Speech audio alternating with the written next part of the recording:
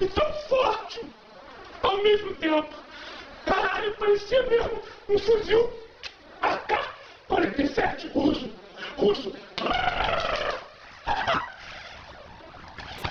E aí aconteceu uma coisa que me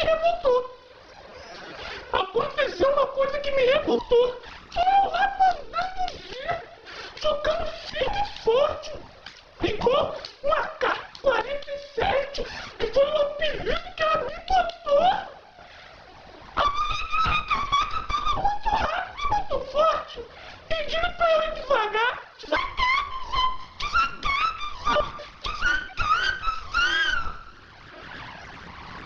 Toda a minha vida, sempre quando eu trepo com as mulheres falam mais forte, mais rápido, mais forte, mais rápido. Mas justamente no dia que eu tava com super velocidade e super força, socando direto até na minha cama.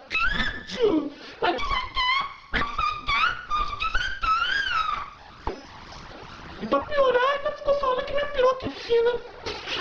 Nunca ninguém reclamou da minha piroca. Me deixa traumatizado até hoje, filha da puta. Que ódio.